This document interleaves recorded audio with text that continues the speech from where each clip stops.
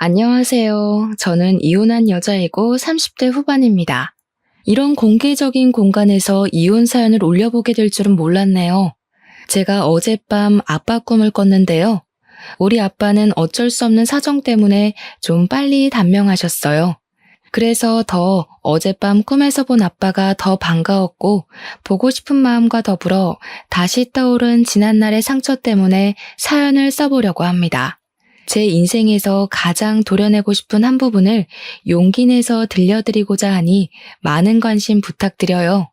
한때 의사를 준비했던 저는 의대생으로서 유학까지 다녀오며 공부하다가 도중에 포기하고 급하게 대기업 쪽으로 방향을 틀었습니다. 이유는 아빠의 건강 악화로 병원비를 벌기 위해서였어요. 제가 의학 공부를 마음 편히 하기에는 아빠 병원비를 엄마 혼자 부담하기엔 너무 버거웠으니까요. 한참 의대생일 때 대인관계가 좋은 편이었는데 그 인연 덕분인지 제가 의사의 꿈을 포기하는 걸 주변 동기나 선후배들이 많이 안타까워해줬습니다. 그러던 중 우연히 술자리에서 만난 사람이 바로 남편이었어요. 남편은 병원장 아들이었고 우리 학교 선배 친구였더군요. 남편은 병원장 아들이었지만 병원 일을 하는 사람은 아니었어요. 저처럼 대기업에서 일하는 사람이었는데 그게 오히려 저와 대화에 물꼬를 트는 데에 한몫했던 것 같습니다. 아무튼 그 인연으로 저와 남편은 결혼까지 꼴이 나게 되었어요. 어떻게 보면 시집 잘 갔다고 생각할 수도 있을 거예요. 실제 제가 결혼할 때 사람들이 다 저보고 땡 잡았다고 했거든요. 사실 저도 초반에 그렇게 생각했고 우리 친정 부모님도 사위를 과분한 존재로 생각했었습니다. 일단 저와 친정 부모님의 마음을 뒤흔들었던 건 남편의 배경보다는 지극한 효심 때문이었어요. 남편은 어른에 대한 마음가짐이 참 기특한 사람이었습니다. 기본적으로 어른한테 예의가 바르면 됨됨이가 된 사람이라고 생각했거든요. 제가 그 사람의 인생 모든 걸 낱낱이 알아볼 수 없었기에 사람을 판단하는 데에 그것이 최선이라서 봤습니다. 결혼을 마음먹게 된 이유가 그게 제일이었어요. 남편의 효심은 우리 친정 부모한테까지 뻗쳤는데요. 아빠가 그때 간경화라서 몸이 급격히 안 좋았습니다. 남들은 아빠가 사위 데리고 술도 같이 한잔하면서 딸 부탁하고 술친구도 하고 그러던데 아빠는 사위한테 그렇게 해줄 수 없어서 미안해했어요. 하지만 남편은 다른 방법으로 아빠와 말동무가 되어주었는데요. 남편이 시부한테 개인적으로 부탁해서 우리 아빠를 시부 병원으로 옮겼어요. 그리고는 시부가 병원장으로서 우리 아빠를 많이 신경 써줬고 남편은 퇴근하고 시간 내서라도 병원에 들러서 우리 아빠에게 얼굴을 비췄습니다. 시부 병원이 남편 집 가는 방향에 있어서 남편이 병원을 더 잘 들여다볼 수 있었죠. 처음엔 너무 관심을 과하게 줘서 괜히 남편한테 부담될까봐 그렇게까지 하지 않아도 된다고 그랬거든요. 그런데 남편이 그저 좋아해서 한다는 말 때문에 더는 말릴 수가 없었습니다. 저보다 더 많이 신경을 써주니 얼마나 든든하고 고마웠는지 모르죠. 당연히 결혼하기 전에는 이렇다 할 문제가 없었습니다. 시부모님 두 분 다 제가 의료계에서도 일했고 대기업에도 종사하고 있으니 자기네 집안과 찰떡궁합이라면서 좋아해줬어요. 그런데 대체 어찌 된 건지 결혼을 하고 나니까 도드라지게 제 심기를 건드는 사람이 있었는데요. 바로 시모였어요. 시부도 괜찮고 남편도 괜찮았는데 유독 시모만이 성질머리가 구시대적이었다는 겁니다. 이런 식으로 표현하는 게 맞을지 모르겠는데 제 기준에서 시모는 다소 조선시대 발상을 갖고 있었습니다. 아마 이렇게만 말해도 알아듣는 며느리분들 계실 겁니다. 앞뒤 꽉꽉 막혀서 그저 보복 심리로 옛날 며느리상을 밀어붙이는 어른들을 말하는 거예요. 그게 저를 너무 괴롭게 만들었다는 거죠. 주로 어떤 식이었냐면요. 일단 저희 친정집 얘기부터 들어보시고 비교해보세요. 친정을 찾아가면 부모님은 우리 남편을 볼 때마다 늘 부둥부둥해주고 잘 챙겨줍니다. 아빠가 병원에 입원해 있으니 저희는 주로 병원을 찾거나 아니면 엄마 혼자 있는 친정집을 방문했거든요.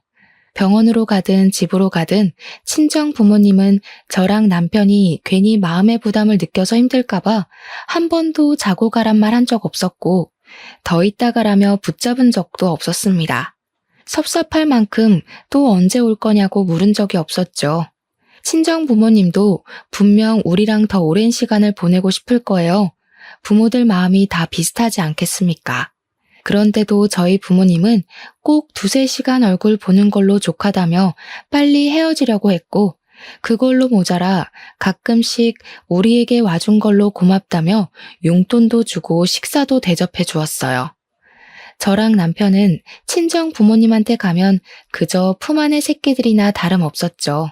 그래서 제가 더 시댁을 조선시대 발상에 갇힌 곳처럼 갑갑하게 느꼈는지도 몰라요. 시댁은 친정과 완전히 반대되는 분위기였습니다. 간섭이랑 잔소리는 기본이었고 희한하게 며느리에게만 계급을 나눴습니다. 가장 하찮게요. 우선 시모가 남편과 저를 대놓고 차별했는데요. 남자와 여자가 할 일이 나눠져 있다고 생각하는 사람이었어요. 당연하겠죠. 시모가 그런 시집살이를 당했을 테니까요. 그리고 명절 때면 시댁에 내려가는 것까진 당연하게 받아들일 수 있었어요. 하지만 시댁에 가서 무조건 1박 2일 자야 하는 건 좀 힘들었습니다. 우리 집이 시댁과 그리 먼 곳도 아니었거든요. 근데 시모는 원래 시댁에서 자는 게 도리라고 고집을 엄청 부리세요. 그러면서 친정에 가는 건 그렇게 눈치를 주셨죠. 그래도 친정에 갈 수 있는 것만으로도 다행이었습니다. 결혼 후 첫 명절 땐 3박 4일 통째로 시댁에 잡혀서 일을 해야 했거든요.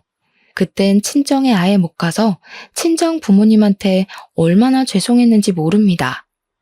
친정 아빠가 몸이 성치 않아서 같이 있을 수 있는 한 무조건 가족끼리 시간을 많이 보내고 싶어서 더 속상했었어요. 그래도 남편이 제 사정을 알고 있었기 때문에 안 좋았을 제 마음을 이해해 줬습니다. 그래서 2번 다신 명절 통째로 날리는 일 없도록 남편과 잘 합의 봤어요. 첫 명절엔 시모가 갑자기 아픈 바람에 어쩔 수 없는 상황이라 저도 남편의 마음을 이해해 줬죠. 아마 그 뒤로 시모가 제게 친정 가는 걸 더 눈치 줬던 걸로 기억합니다. 그리고 시모는 손주 문제 가지고도 사람을 피곤하게 만들었어요. 어떤 날엔 아예 나를 잡아서 귀에서 피가 날 만큼 주야장천 얘기하시더라고요. 그때는 저랑 남편이 일하는 데만 치중하고 있었을 시기라서 아직 아이 생각이 없었거든요. 이러한 생각을 남편과 제가 각각 시모한테 전달했는데도 시모는 저희 입장을 들을 생각도 안 했습니다. 결혼 반개월 지나고부터 거의 매일 저녁 전화를 해서 아이 얘기를 하더라고요. 이러니까 젊은 사람들이 문제라는 거야. 요즘 같은 저출산 시대에 아이를 낳을 수 있는 몸이면 낳아야지. 낳고 싶어도 못 낳는 사람이 얼마나 많은지 알아? 너는 대체 왜 그 축복을 미룬다는 거냐? 나중에 나이 들어봐라. 낳고 싶어도 못 낳는 여자 된다고. 어머님, 그것도 준비가 됐을 때 만들어야 축복인 거죠. 저랑 남편이 누누이 말씀드렸잖아요. 벌써 아이 만들면 저 일 쉬어야 되는데 그럼 남편 혼자 나가는 돈들 감당해야 된다고요. 저희 아빠 병원비도 계속 나가고 있고요. 이런 상황에서 아이까지 낳으라뇨. 얼마나 빠듯하겠어요. 너는 어떻게 그냥 좀 한 번에 알겠다고 하는 법이 없니? 다 시끄럽고 우리도 손주는 봐야 할 것 아니냐. 솔직히 올해는 안 넘겼으면 싶구나. 나도 손주 한 번씩 봐주고 하려면 하루라도 기운 있을 때 해줄 수 있다고. 제가 시모한테 내 자식 봐달라고 한 것도 아니었고 제가 따로 육아를 부탁할 것도 아니었는데 시모는 자기 멋대로 거들먹거리며 제게 현명한 판단을 하라 지적했습니다. 마치 아이를 늦게 낳으면 제 손해라는 걸 강요하고 싶은 듯 보였죠. 저는 책임감 없이 아이 낳고 불행한 삶을 사는 것보단 기본적인 기반은 쌓고 전진하고 싶었어요. 안 그래도 아빠 건강이 갈수록 안 좋아지던 때라서 예민했거든요. 그 상황에서 무슨 아이를 만들겠습니까? 제가 같은 답을 몇 번이나 했는데도 시모가 매일 저녁마다 이렇게 전화질을 해대니 도무지 스트레스를 안 받을 수가 없었습니다. 그렇다고 제가 어디 털어낼 수 있을 곳이 있나요? 그나마 말해봤자 남편한테 하소연하듯 얘기할 뿐이었는걸요. 남편한테 얘기한다 한들 남편이 시모에게 경고를 주는 것도 아니었으니 스트레스가 해결되는 것도 아니었거든요. 우리 엄마가 또 그랬구나. 나한테는 그런 소리를 안 하니까 내가 엄마한테 먼저 얘기하기도 애매하네. 괜히 엄마한테 손주 얘기 좀 그만하라 했다가 당신한테 불똥이라도 튈까 싶어서 못하겠어. 당신 안 그래도 힘든데 우리 엄마가 성질까지 부리면 더 벅찰 거 아니야. 나도 뭐가 정답인지 모르겠다 이젠. 그냥 아빠 걱정만 하고 싶은데 자꾸 어머님이 중간에 정신을 회방 놓아서 요즘 내가 무슨 생각을 하면서 걸어다니는지도 모르겠다니까. 어머님 대체 나한테 왜 그러시지? 내가 마음에 안 드시나? 그럴 리가. 그랬으면 진작에 결혼 방해했지. 지금 당신 상황이 힘들어서 그런가 자꾸 안 좋은 생각만 하려는 것 같네. 일단 임신 부부는 내가 대신 고민해 볼 테니까 걱정하지 마. 그래도 남편까지 저를 들들 볶았다면 정말 정신을 못 차렸을 텐데 그나마 남편이 제 투정을 다 받아줘서 숨 쉴 작은 구멍 정도는 집구석에 남아 있었습니다. 저는 친정아빠의 건강이 더 안 좋아졌다는 소식을 듣고 난 후부터 자주 병원을 방문했어요. 특히 평일에는 퇴근하면 거의 무조건 병실에 들렸다가 귀가했습니다. 이건 남편도 결혼하기 전부터 결혼 후까지 함께 해주는 부분이었고 제가 이렇게 하는 것에 대해서 다 이해를 해주었습니다. 근데 어느 날엔 남편이 시모한테 연락이 왔는지 볼일 있다고 병실에 못 들린 적이 있었습니다. 저 혼자서 친정 부모님 만나 뵈러 또 아빠 병실을 찾았죠. 그런데 하필 그 타이밍에 시모가 우리 신혼집을 찾아왔나 봅니다. 남편이 시댁을 방문하는 건 줄 알았는데 시모가 저희 집으로 오는 거였더라고요. 남편은 제 생각해서 제가 친정아빠한테 가 있도록 일부러 말을 안 한 것 같았거든요. 그래서 저는 전화 받기 전까지만 해도 시모가 저희 집에 있는 줄 모르고 있었습니다. 나다. 너 지금 어디니? 시간이 한참 늦었는데 집에 안 들어와서 전화해본다. 우리 아들은 벌써 들어와서 씻고 있거든? 언제 들어올 거니? 아, 어머님, 지금 저희 집에 계세요? 연락도 없이 오셨네요. 남편한테 들은 얘기가 없어서 어머님 계신 줄 몰랐어요. 저 지금 아빠 병실에 와 있어요. 아무래도 당장 집에 못 갈 것 같아요. 여기서 저녁 먹고 들어가기로 했거든요. 거기서 저녁을 먹겠다고? 그럼 나랑 우리 아들 저녁은 어쩌고? 난 당연히 너 오면 저녁상 받아 먹을 줄 알고 빈손으로 왔단 말이다. 나더러 여기까지 와놓고 쫄쫄 굶고 가란 말이니? 갑자기 전화해서 웬 밥 타령인지. 남편한테 용건이 있어서 찾아온 거면 남편한테 밥 얻어먹으면 될 것을 왜 저한테까지 전화해서 마음 불편하게 하는 건지 모르겠더군요. 평소에는 저희 집 물건 잘만 뒤지고 냉장고 점검도 불시하면서 좀 만들어 먹던가 아니면 사서 먹으면 되지 않나요? 제가 없다고 굶어 죽는 것도 아니고 원래 제가 시모에게 식사를 늘 대접했던 사람도 아니었거든요. 그러니 더 느닷없고 당황스러웠어요. 그러니까 시모한테는 감히 안주인되는 여자가 자기 남편의 끼니를 안 챙겨주고 늦은 시간까지 밖에 있다는 것이 용납 안 되었던 것 같았습니다. 시모는 한번 마음대로 판단하기 시작하더니 그 뒤부터는 작정하고 소설을 쓰기 시작했어요.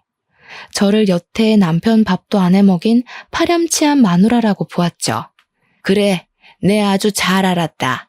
친정만 들여다보느라 네 신랑 쫄쫄 굶는 건 신경도 안 썼나 보구나. 네 시애비가 네 아빠를 지극정성으로 모시고 있는 줄도 모르고 감히 이런 식으로 나온다 그거지? 어디 지금처럼 계속 친정만 챙기면서 살아봐라. 시모는 그렇게 삐쳐서 전화를 끊어버렸습니다. 제 기분이 안 좋으니까 친정엄마가 그걸 용케 알아보고는 집에 무슨 일 있는 것 같은데 얼른 가보라고 하더라고요. 엄마랑 같이 저녁 먹기로 한 상황이었는데 시모 때문에 기분을 망치는 바람에 엄마 마음까지 불편하게 만들어버린 상황이 되어버렸어요. 고작 자기랑 남편 밥 안 차려줬다는 것 때문에 말이죠. 저는 그것이 좀 짜증이 나서 그냥 시모를 잠깐 무시하기로 했습니다. 시모도 예의 없이 제 기분대로 행동하는데 저도 순간적으로 그러고 싶었어요. 물론 시모 말대로 시모 덕분에 친정아빠가 병원장의 직접적인 관리를 받긴 했어요. 그건 정말 감사한 일이죠. 하지만 그것이 시모와 노예 계약을 위한 조건은 아니잖아요. 저는 저희 친정아빠를 위해 시댁에서 주신 은혜에 대해 반드시 보답할 거였습니다. 근데 그 방식이 시댁의 노예는 아니었어요. 그래서 그냥 엄마한테 신경 안 써도 된다 하고 약속대로 저녁을 먹으러 갔죠. 일부러 친정 부모님과 더 긴 시간을 보낸 후에 귀가를 하였습니다. 솔직히 시모가 집으로 돌아갔길 바라는 마음에서 늦게 귀가했어요. 그런데 아쉽게도 귀가하니까 시모가 자고 간다면서 안 자고 집에 있더라고요. 뛰는 제 위에 나는 시모가 있었나 봅니다. 아무튼 시모가 어둑한 거실을 누비면서 제가 오기만을 두 눈 뜨고 기다리고 있었던 것 같았어요. 제가 시모한테 피곤한 낯짝으로 인사를 하니까 숨 돌릴 틈도 안 주고 공격을 하대요. 막 집에 들어온 저보고 친정 부모는 잘 만나고 왔냐고 하는 겁니다. 말투가 어딘가 모르게 안 입고 온 분위기를 풍겼어요. 그 느낌을 보니까 또 무슨 말로 사람 심기 건드릴까 싶더라고요. 나름대로 각오를 하고 시모 잔소리를 잠자코 들었는데요. 어쩜 갈수록 신박하게 사람 속을 뒤집어 놓는지 몰라요. 저리 부모 마음을 몰라서야. 여자는 출가 외인이란 말 알지?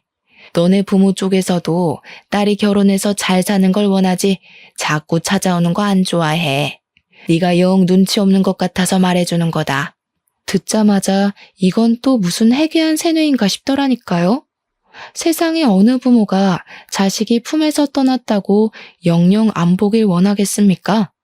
시모는 제가 자기보다 젊다고 뭣도 모르는 여자인 줄 아나 봐요. 그런 소리 하면 제가 식겁해서 출가 외인 신세를 받아들이기라도 할 것 같나 보죠?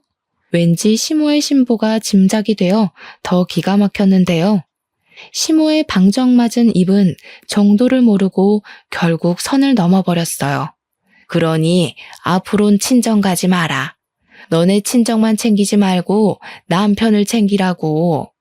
넌 결혼한 순간부터 남편 사람이라는 거 모르니? 세상 천지 어느 며느리가 너처럼 매일 친정에 들러붙어 있나 둘러봐라. 나 같은 시어머니는 양반인 거야. 안 그럼 너 진작에 맨발로 쫓겨났어. 시모는 감히 저더러 앞으로 친정을 가지 말라 선언했고 가더라도 무조건 자신의 허락을 받은 뒤 다녀오라고 하였습니다. 그리곤 제가 무슨 남편 소유물이라도 되는 것처럼 제가 시댁에서 행사할 수 있는 권리는 아무것도 없다는 식으로 말을 해댔죠. 뻔뻔해도 이렇게 뻔뻔한 사람이 다 있나 싶었어요. 안 그래도 아빠가 그 전날 새벽 고비를 넘겼다고 해서 그날 얼굴 보고 엄마 마음 달래주고자 저녁 먹고 온 거였거든요. 그런데 집에 들어오자마자 젖단 소리를 듣자니 심지어 평소 제가 싫어했던 사람이 짓거리고 있으니 짜증나서 저 끝내 한마디를 안 할 수가 없었어요. 그렇게 잘 아시는 분이 왜 본인 처지는 모르세요? 요즘은 남자도 출가 외인인 거 몰라요? 어머님이 이렇게 멋대로 출가 외인 집 찾아오는 거 간섭이고 오지랖이거든요. 뭐야? 간섭? 감히 시애미가 훈수 두는 걸 간섭이라고 해? 너 가정교육 좀 다시 받아야겠다. 원래 며느리는 시집 오면 시애미한테 다 새로 배우는 거야. 교육은 어머님이 더 배우셔야겠어요. 제발 뉴스라도 보세요. 명절에 인사도 안 가려는 자식들 얼마나 많은지 모르겠어요? 제사까지 싹 다 없애자고 남편 종용하기 전에 적당히 하세요. 남편도 어머님 품 떠나서 제 사람 된 자식이니까 집착 좀 그만하시고 계속 찝쩍거리실 거면 제가 뭘 하든 신경 끄시던가요. 제발 좀 하나만 하시라고요.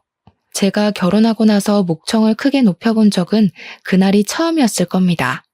저는 저 때문에 혈압 올라 보이는 시모를 내버려 두고 방에 들어가 버렸어요. 방에 있던 남편이 거실에서 큰 소리가 난 후 제가 들어가니까 무슨 일이냐고 묻는 겁니다. 한번 폭발한 감정은 더 이상 숨겨지지 않았어요.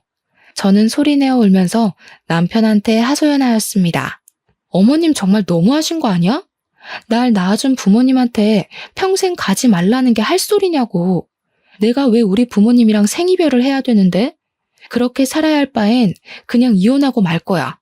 제 말에 당황한 남편 또한 21세기에 친부모와 생이별시키는 건 좀 아니라고 생각했는지 한참 저를 달래다가 밖으로 나갔어요. 시모랑 대화를 하는 듯 했습니다. 시모가 본인 성질을 감당 못하는 건지 중간중간 큰 목소리가 나기도 했어요. 그래도 남편이 저와 못 만나게 하는 덕에 시모가 안방으로 쳐들어오는 일은 없었습니다. 시모는 그날 우리 집에서 자지 못하고 결국 남편이 댁으로 바래다 줬어요. 새벽에 괜히 남편만 고생을 했죠.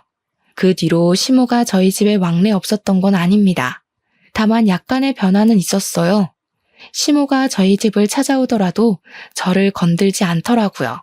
제가 뭘 하든 잔소리하는 사람이었고 그 시선을 제 뒤통수에 붙이고 있던 사람이었는데 이젠 자유롭게 내버려 두셨죠.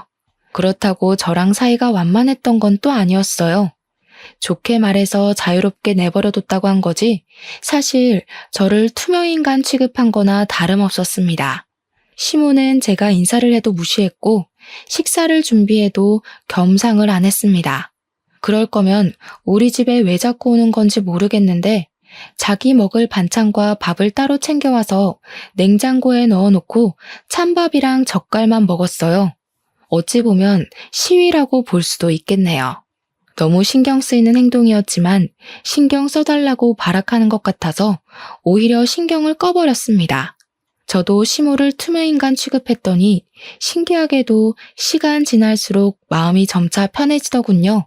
그렇게 좀 잠잠한 시간이 흐르는 것 같았어요. 하지만 역시 한 번 원흉은 영원한 원흉인가 봅니다. 어느 주말 아침에 또 사달이 나고 말았어요. 엄마가 저랑 남편이 좋아하는 반찬을 싸준 적이 있었는데요. 그걸로 아침상 차리려고 냉장고 뒤졌는데 감쪽같이 없어진 거예요. 제가 분명 잘 보이는 곳에 놔뒀기 때문에 못 찾을 리는 없었고 저 아니면 손댈 사람도 딱히 없어서 사라질 이유도 없었거든요. 근데 신기루처럼 없어졌길래 참 귀신 고칼 노릇이라 생각하면서 냉장고를 뒤졌는데요. 그때 시모가 어슬렁거리며 뒤늦게 주방으로 들어오더라고요. 그 순간 정말 설마 싶은 불길한 촉이 들었습니다. 그래서 시모한테 다짜고짜 반찬 어디 갔냐고 물어봐 버렸어요. 아, 그거? 곰팡이가 폈는지 냄새가 이상해서 다 갖다 버렸다. 대체 얼마나 묵혀뒀길래 음식 썩는 줄도 모르고 그렇게 처박아 둔 거니? 친정 신경 쓰느라 이젠 집안일까지도 점점 뒷전되는 거냐? 뭐라고요? 반찬이 썩다뇨. 그거 엊그제 챙겨온 건데 무슨 소리 하시는 거예요? 친정엄마가 남편 좋아하는 반찬까지 챙겨서 주신 거라고요. 응? 엊그제? 그럼 포장이 허술했나 보네. 분명 쉰내 났었어. 근데 앞으론 너네 엄마한테 그런 거 싸주지 말라고 해라. 내가 조금 맛보니까 간이 옳지도 않고 속만 버리겠더라. 그리고 너도 친정엄마한테 반찬 받아오는 습관 버려. 안주인이 직접 음식을 할 줄 알아야지. 너무 어이가 없어서 말문이 막힌 저를 두고 시모는 신이 나서 입을 나불거렸습니다. 나중에 애 낳으면 애 밥도 친정엄마한테 해달라고 할 거냐면서 끝도 없이 잔소리를 하셨어요. 그동안 제게 시비 못 걸어서 어떻게 참았나 싶을 정도로 악담이 소시지처럼 줄줄 잇따라 나왔죠. 그걸 듣는데 그동안 마음이 괜찮은 줄 알았던 저는 괜찮은 게 아니었단 걸 깨달았어요. 그저 우라가 내면에서 잠을 자고 있었을 뿐이었어요. 너무 화가 나서 아침부터 손발이 부들부들 떨렸던 저는 더 이상 시모가 시모로 보이지 않았습니다. 그 와중에 아침상이나 차리라며 제게 밥주걱을 쥐어주는 시모에게 더는 참지 못하고 주걱 냅다 던져버렸어요. 그리곤 제 분에 못 이겨 아악 소리 지르니까 시모가 놀라서 저를 쳐다보는 겁니다. 저더러 정신 나갔냐고 하대요? 저는 그런 시모에게 다가가 침을 튀기면서 얘기를 했어요. 어머님이 살아계시는 동안엔 손주 코빼기도 안 보여줄 테니까 꿈도 꾸지 마세요. 어머님은 죽었다 깨어나도 손주 볼 팔자 못 되고 시어머니 대우받을 팔자 못 되실 거예요. 제가 그렇게 만들 거예요. 그냥 이대로 뒤치다꺼리 받아줄 자식 하나 없이 외롭게 늙다 가도록 만들 거라고요. 저도 제가 그런 말을 할 수 있는 사람인 줄 몰랐습니다. 사람이 감당 못할 화를 느끼면 온몸에 기운이 빠지고 주체 못할 만큼 떨린다는 것도 그때 처음 느껴봤어요. 정말 다신 느끼고 싶지 않을 최악의 감정이었죠. 저는 그대로 겉옷만 챙겨서 친정 부모한테로 갔습니다. 친정 부모님을 보니까 눈물이 나서 엉엉 울면서 또 하소연해버렸어요. 부모님은 병원장인 시부에게 감사해서 사돈으로서 잘하고 싶은데 힘들어하는 저를 보면 가슴 미어지게 미안해서 이도저도 반응하질 못하셨어요. 전 그게 또 제 나름 불효를 저지르고 있는 것 같아서 괜히 죄송했습니다. 조금만 더 참아볼 걸 하고 뒤늦게 후회를 했죠. 그런데 제가 결국 시모를 화날 대로 화나게 했는지 결국 일이 커져버렸어요. 시모가 개념 없다는 건 알고 있었지만 상상 이상인 줄은 몰랐거든요. 근데 정말 어떻게 해볼 심산으로 친정아빠 병실까지 찾아왔더라고요. 당장 내 남편 병원에서 나가요. 내가 전현하는 꼬락서니 때문에 도무지 이대로 넘어갈 수가 없네요. 감히 시애미한테 저주를 퍼부었으면 그만한 대가받을 각오는 했겠지. 시모는 저의 건방이 하늘을 찔러서 더 이상 봐줄 수가 없다며 막무가내로 저희를 쫓아내려 했습니다. 마침 남편이 따라온 터라 남편이 시모의 몸부림을 막고 있었어요. 저 또한 나가서 얘기하자고 시모를 밖으로 내몰았고 결국 이 소란이 병원장한테 올라가 시부까지 등장하는 사태가 발생했어요. 시부가 등장하자 시모는 저랑 남편을 뿌리치고 지원군을 얻었다는 듯 바로 시부의 팔짱을 꼈습니다. 저희 친정 부모님에게 사태질을 하면서 목청을 높였어요. 저 사람들 당장 내쫓아요. 우리가 가족이란 이유만으로 잘해주니까 이 사람들이 주제도 모르고 기어오르더라고요. 아무래도 우리로 호구로 본 것 같으니까 우리한테 까불면 어떻게 되는지 똑똑히 보여주자고요. 조용히 안 해? 지금 여기가 어딘지 몰라서 소란이야? 이 병원에서 당신 얼굴 모르는 직원들이 없는데 쪽팔리게 이럴 거야? 다 큰 어른이 돼서 말이야. 어디서 애들이나 하는 짓을 하고 있어? 여보, 내가 방금 집에서 무슨 일을 겪었는지 알아요? 당신 며느리 되는 년이 나보고 평생 외롭게 늙어 죽을 팔자로 만들 거라고 악을 썼다니까요? 시부는 시모의 가벼운 입을 틀어막으면서 일단 병원장실로 가자고 주위 시선들을 피했습니다. 시모는 당장 자기 편을 들어줄 거라 생각했던 시부가 되레 자기한테 소리치니 좀 당황한 것 같았어요. 그렇게 다 같이 시부 원장실로 간 저희는 그곳에서 시부에게 다시 상황을 설명해야 했습니다. 거기서 당연하게 시모가 먼저 발언권을 낚아챘죠. 시부한테 또 한 번 우리 아빠를 당장 쫓아내라고 소리쳤습니다. 시부는 정신없는 시모 얘기보다 제 이야기를 듣고 싶어 했어요. 저는 시모가 친정엄마 반찬을 허락 없이 버린 것부터 제가 겪은 일들을 전부 얘기했죠. 상황을 모두 들은 시부는 더욱더 시모를 다그쳤습니다. 다짜고짜 우리 아빠를 내치라는 시모의 발언에 그게 지금 말이 되냐고 철없는 소리 하지 말라는 식으로 시모에게 으름장을 놓으셨어요. 시모는 자기 입맛대로 상황이 안 돌아가자 또 자기 성질을 견딜 수 없었나 봐요. 도무지 저의 버르장머리를 견딜 수가 없다면서 갑자기 저한테 달려와 머리채를 잡아 뜯기 시작했습니다. 내가 병원장 3호고 내 아들이 병원 건물 물려받을 사람이야. 감히 니까짓 게 우리 집안이랑 어울린다고 생각해? 너한테는 내 재산 한 푼도 못 줘. 누가 재산을 달라 했나요? 대체 왜 자꾸 자기 망상에 빠져서 저를 괴롭히는지 모르겠더군요. 남편이랑 시부도 시모가 이렇게까지 누굴 미워하는 건 처음 봤는지 말리면서도 많이 당황스러워했습니다. 저는 결국 그 자리에서 엉망진창인 꼴로 오열을 하였어요. 제 처지가 서럽더라고요. 제가 뭘 바라고 가지려다 무너져서 이 꼴이 됐다면 어느 정도 제 처지를 받아들였을 거예요. 그런데 저 아무리 생각해도 대체 제가 뭘 잘못했는지 모르겠거든요. 억울해서 눈물이 너무 나더라고요. 이런 감정으론 도무지 친정 부모님한테 갈 수가 없어서 끝내 인사도 못하고 남편과 함께 집으로 돌아왔습니다. 시모는 시부한테 잡혀서 우리를 따라오지 못했어요. 집에 온 저희의 기분은 그야말로 먹구름 그 자체였습니다. 남편도 그동안 저랑 시모 사이에서 많이 힘들어했더라고요. 그건 미안했어요. 근데 그 때문에 남편이 제게 하는 말은 좀 서운했습니다. 도대체 왜 나한테 그러냐? 둘 다 왜 그래? 그냥 좀 서로 양보하고 지낼 순 없는 거야? 사람 대 사람이잖아. 뭐가 문제라서 그게 안 되는 건데? 엄마는 나이가 많아서 그렇다 쳐. 당신은 엄마보다 젊고 훨씬 깨어있는 사람이면서 왜 이렇게 답답한 짓만 해? 뭐? 그게 지금 할 소리야? 막말로 당신이 중간에서 잘했으면 어머님이 당신 무서워서라도 저런 식으로 못했겠지. 나만 이 관계에 대해 문제가 있는 거라고 생각해? 당신 엄마잖아. 당신 엄마가 이유 없이 나한테 시비 걸고 있는 거 보면 좀 나서서 방패해 줄 수 있는 거 아니야? 나라고. 뭐 장인어른 장모님이 무조건 마음에 들어서 그렇게 웃는 낯으로 만나는 줄 알아? 나도 가끔은 회사에서 스트레스 받고 오면 다 짜증나고 귀찮을 때 있어. 근데도 티 안 낸다고. 야, 비교할 걸 비교해. 당신은 회사에서 스트레스 받지?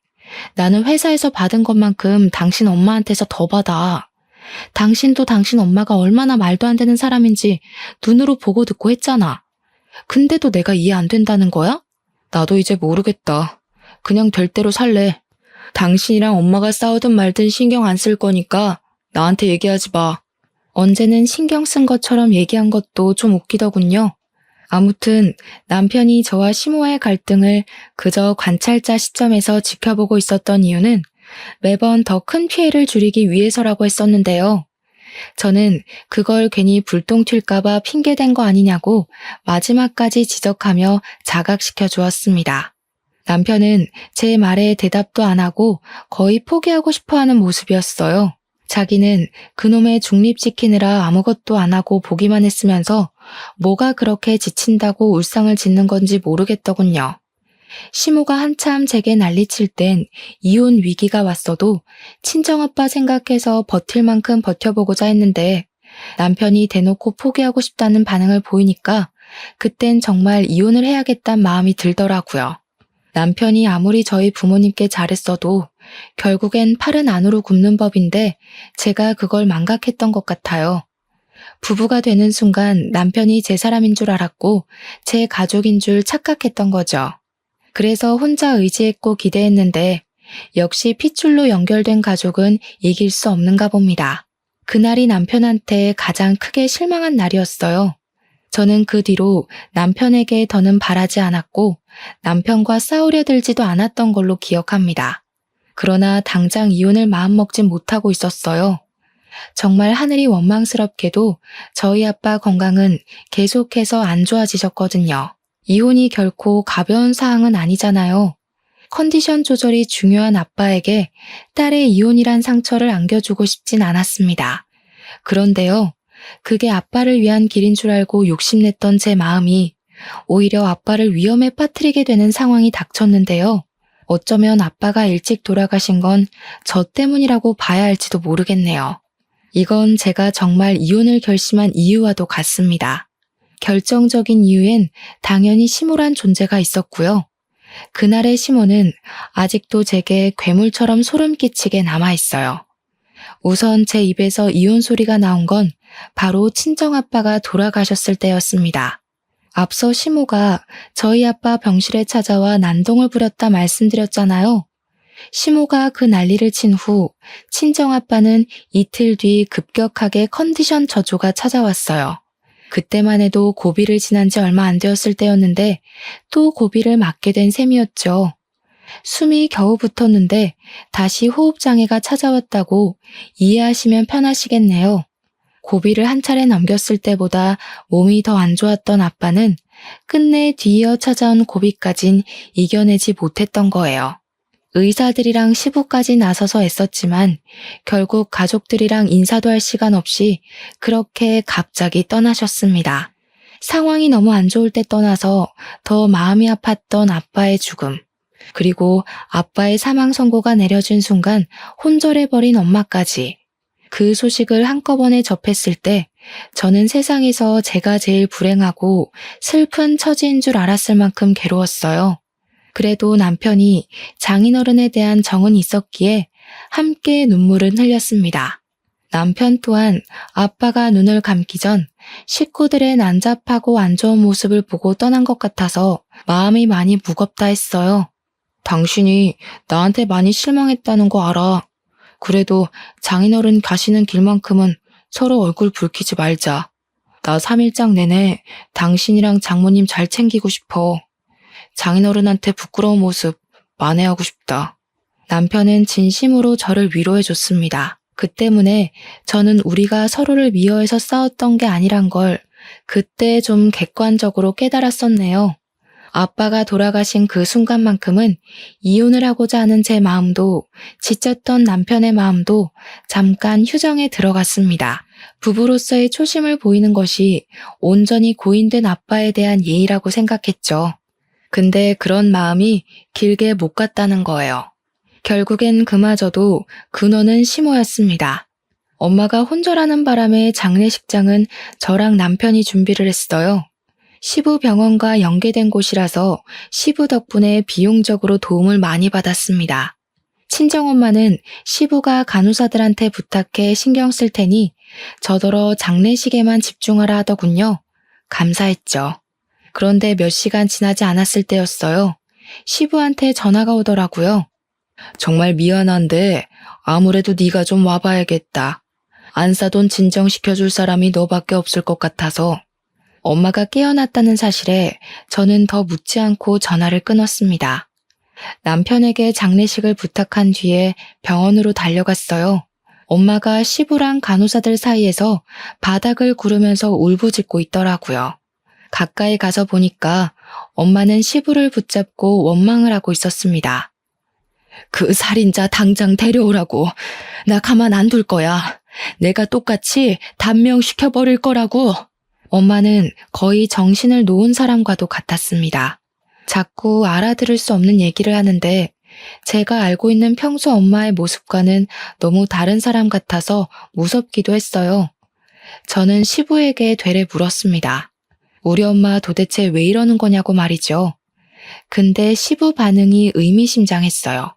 뭔가 엄마가 이렇게 정신이 나가 있는 이유에 대해서 알고 있는 듯한 표정이었습니다. 저는 그제야 시부를 더 재촉했어요. 그랬더니 시부가 간호사들을 다 물려놓고 제게 얘기를 했어요. 또 그날이 문제였답니다. 시모가 우리 아빠 병실 쳐들어왔던 그날이요. 그날 저랑 남편이 먼저 귀가하고 나서 저는 시부가 시모를 집에 보낸 줄 알았거든요. 그런데 시모가 우리들 몰래 한 번 아빠 병실로 들이닥쳤다네요. 그럴 줄 몰랐고 갑작스러웠던 상황이라서 시모를 막아주는 사람은 아무도 없었답니다. 시모가 분에 못 이겨 멧돼지처럼 돌진했는데 속도 조절을 못하고 그만 아빠 위로 엎어진 거예요. 그걸 엄마가 뒤늦게 잡아당기면서 비명을 지르자 직원들이 병실로 들어왔고 다 같이 시모를 겨우 끌어내서 시모를 내쫓았다고 해요. 그때 우리 아빠가 잠깐 쇼크가 왔다고 합니다. 그 바람에 큰일 날 뻔도 했대요. 시부가 예상하길 아마 그 충격이 컨디션에 큰 문제가 되지 않았나 얘기를 하더라고요. 정말 미안하다. 내가 너랑 안사돈한테는 참 얼굴들 낯이 없어. 아무리 용서를 구해도 소용없겠지만 정말 미안하다는 말밖에 할 말이 없구나. 내가 바깥 사돈한테 감히 조의를 해도 되는 건지도 모르겠다. 그 자리에서 마치 아빠의 사망 선고를 다시 듣는 것 마냥 저 또한 서럽게 울었습니다. 엄마가 시부를 원망하는 걸 말리던 것도 더는 못하고 그저 이런 인연을 끌고 와 버린 제 자신을 원망하기만 했죠. 그리고 저는 엄마를 모시고 장례식장으로 갔습니다. 제가 자리를 비운 사이 조문객들이 좀 늘어 있었는데요. 그 중에는 참 고맙게도 제 발로 찾아온 시모도 있더라고요. 저는 엄마한테 나서지 말라 했고 시모 하는 꼴이 궁금해 지켜보고 있었습니다. 시모는 우리 아빠 사진 앞에 서서 인사하고 절하더니 금세 앉을 곳을 찾아가 떡이나 주워 먹더라고요. 그러면서 하는 소리가 뭔 줄 아시나요? 아이고야, 잘 돌아가셨네. 호상이 따로 없다. 어차피 죽을 팔자였는데 잘 됐지 뭐. 식구들 주머니 사정은 더 이상 걱정 없겠다. 그러게 딸 교육을 잘 시켰어야지. 자기 딸내미 건방진 거 대신 벌 받은 거야. 이건 일부러 우리더러 들으라고 하는 소린지 아니면 저랑 엄마가 같은 자리에 있다는 걸 모르는 건지 시모는 그 재수없는 목소리를 숨기지 않았습니다. 시모의 입방정을 주변 사람까지 다 듣게 되었어요. 근데 주변 식구들은 시모 성질이 개똥 같다는 걸 아나 봐요. 굳이 말 섞으려 하지 않더라고요. 그건 당사자가 아니니까 참아줄 수 있겠죠. 저는 시모의 더러운 주둥이가 욕하고 있는 주인공이잖아요.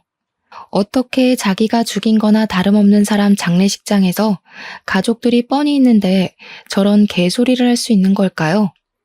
시모란 사람은 그저 자기가 하는 말에 대해서 뭐가 잘못된 건지 아예 상식이 없는 것 같았어요. 차라리 말 못하는 개돼지가 나을 지경이었죠. 시모가 자기 앞날도 모르고 떡을 껌처럼 질겅질겅 씹고 있길래 오랜만에 오만정 다 떨어지더군요. 머리 끝까지 화가 났던 저는 이제 그만 시모와의 인연을 정리하려고 움직였습니다. 눈앞에 보이는 접시에 담긴 김치를 들었어요. 그리곤 시모 얼굴에 패대기 쳤고 놀라서 숨 돌리고 있는 시모를 두곤 처먹고 있는 그 떡도 시모 얼굴에 패대기 쳤습니다. 나 지금 그쪽 만난 거 진짜 하늘이 원망스러울 정도거든요.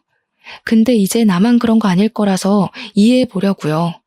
그쪽도 앞으로 나 만난 거 하늘까지 원망하게 될 거예요. 내가 당신 인생 완전 똥통으로 만들어버린댔잖아요. 이 정신 나간 년이 아직도 정신 못 차렸네.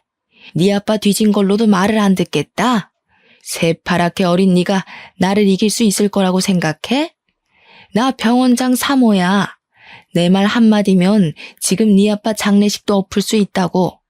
시모 입에서 아빠가 언급되는 게 너무 싫었던 저는 식탁 위에 있던 육개장에 침을 뱉어 시모한테 또 퍼부어줬습니다. 시모는 제가 무슨 짓을 할지 지켜보고 있었으면서도 그걸 못 피해서 처맞고 있더군요. 병원장 3호? 당신 죽을 때는 와서 눈물 흘려줄 식구들도 없게 할 거라 했을 텐데 썩어 빠진 자궁 때문에 겨우 아들 하나 덜렁 낳았으면 며느리 하나 있는 것도 귀한 줄 알았어야지. 자기 노후 시궁창 만들고 싶어서 작정을 하셨네. 이 살인자녀나 어디 원하던 대로 혼자 한번 잘 살아봐봐. 저는 남편한테 가서 내 손으로 시모를 내쫓으면 머리채를 잡을 것 같으니 직접 데리고 나가라고 했습니다. 남편은 제가 시모에게 퍼붓는 동안 지켜보기만 할 뿐 아무것도 못했어요. 시부가 같이 있었는데 시부한테 시모의 행실을 다 들은 것 같더라고요. 저는 제 말대로 시모를 데리고 장례식장을 나가는 남편에게 마지막 인사를 남겼어요. 장례식 끝나는 대로 이혼하자고 말이죠. 남편은 대답 못하고 그냥 가버렸어요. 그렇게 짧고도 버거웠던 3일이 지나고 아빠를 보내드렸습니다. 이후 저는 망설임 없이 남편에게 이혼 소송을 걸었고 시모랑 남편을 대상으로 정신적 손해배상을 청구했어요. 그리고 시부가 손수 건네준 병원 임직원들 증언과 CCTV 영상을 확보로 시모의 행포를 법정에 고발할 수 있었습니다. 시모는 상해치사죄로 인정되어 무려 4년형의 징역을 살게 되었죠. 그 시기에 시부가 시모로부터 이혼 소송을 제기했다고 들었습니다. 저는 시모가 구속되기 전 몸도 마음도 빈털터리가 된 그 꼴을 직접 지켜보고자 법정에 나가 있었어요. 시모는 뒤늦게 제 다리를 붙잡으며 용서를 빌더군요. 살려달라고 구질구질하게 매달리는데 고작 이 천박한 아줌마 때문에 우리 아빠가 일찍 돌아가신 것 같아서 또 화가 나더라고요. 이제 진짜 외롭게 늙어 죽을 일만 남았겠네요. 그게 싫으면 깜빵 친구들이나 사귀어 보시던가요. 혹시 알아요? 지옥 가는 길만큼은 친구들이랑 동행할 수 있을지. 시모에게 붙잡힌 발목을 털어내고 그대로 돌아섰습니다. 역시 시모는 기대를 저버리지 않고 저한테 쌍욕을 퍼부어 주더군요. 참, 그리고 전 남편은 이혼 소송이 마무리되기 전 제게 진심으로 사과하고 싶다고 자리를 마련했었어요. 전 남편이 어른한테 예의가 발라서 좋아했었는데 그 마음이 아내와 엄마 사이에서 중간 역할을 못하는 걸로 연결될 줄은 또 몰랐네요. 어떻게 보면 전 남편과는 참 휴전 같은 만남이었을지도 모르겠어요. 언제 터질지 모를 전쟁 때문에 서로 긴장을 하고 살아야 하는 관계는 결국 이런 결론으로 도달하기 마련인 것 같습니다. 전 남편은 제게 미안하다고도 했고 여전히 좋아한다고도 했어요. 그런데 저를 붙잡지는 않았습니다. 이유는 자기 엄마 때문이었어요.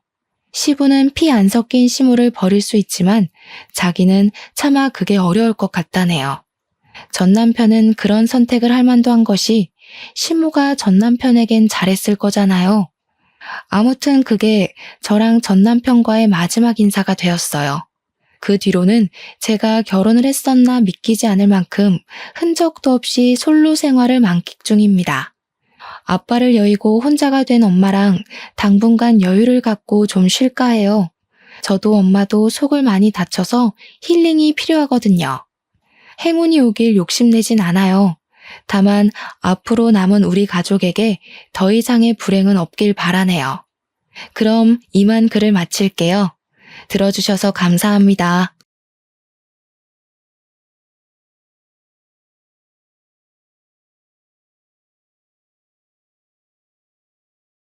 안녕하세요. 이곳을 찾아온 청취자 여러분께 인사부터 먼저 올리도록 하겠습니다. 저는 지금 37살을 먹은 여자로 최근 몇 년간 저에게 일어난 정말 악재가 틀림없다고 생각되는 일에 대해 이야기를 풀어보고자 이곳을 찾아오게 되었습니다. 제 친구가 엄청 즐겨 듣는데 만약 제 사연이 뽑히게 된다면 제 친구가 듣고 깜짝 놀라지 않을까 싶기도 합니다. 저는 세상의 다양한 사람들을 존중하고 또 모든 사람들은 평등하다는 마음으로 한평생을 살아왔지만 요즘 들어서는 조금 다른 생각을 가지게 되었습니다. 남에게 피해를 주지 않고 스스로를 보호할 수 있는 사람들이야말로 존중과 평등을 지지받을 수 있는 사람이라고 생각하게 되었습니다.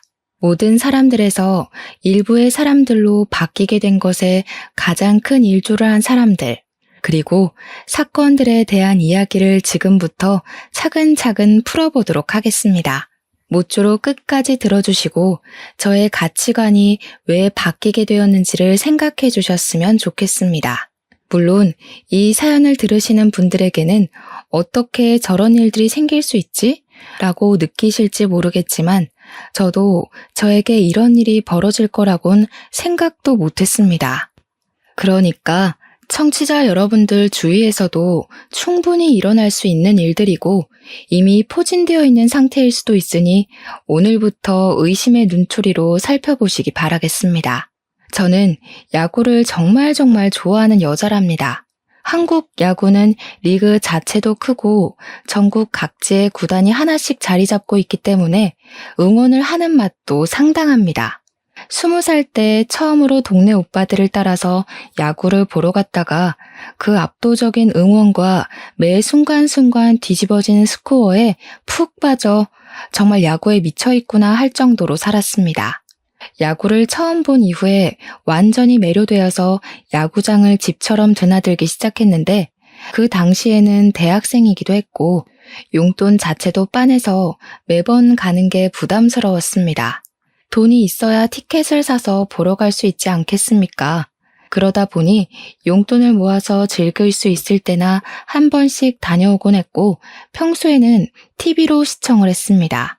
야구장에 한 번 가면 맥주도 사서 마셔야 했고 치킨도 시켜 먹어야 하고 돈이 생각보다 꽤 깨지게 되거든요. 대학을 졸업하고 취직을 한 이후 20대 후반쯤 되었을 때는 저도 여유가 생긴 편이라 야구를 더 자주 보러 다닐 수 있게 되었습니다. 제가 취업이 잘 된 편이라 대기업 디자인팀에서 일을 할 수 있었는데 미대를 졸업한 사람치고는 아웃풋이 상당히 좋은 축에 속했습니다. 대기업 지명 광고의 대부분이 제 손을 거쳐서 탄생했다고 말을 할 수 있을 정도로 열심히 일을 했고 자부심을 가지고 살았습니다. 하지만 대기업 특성상 일이 쉬지 않고 끝내기 무섭게 밀리듯 들어오고 야근을 밥 먹듯이 해야만 했습니다. 처음에는 야근 수당도 챙겨주고 프로젝트가 성공하면 성과급이 어마어마하게 들어왔기 때문에 체력을 엄청나게 소모하면서 일을 했습니다. 젊었을 때야 며칠 잠을 제대로 자지 못하고 일을 해도 몸이 괜찮았는데 몇 년 반복이 되다 보니까 몸이 정말 축나는 게 느껴질 정도로 힘이 들었습니다.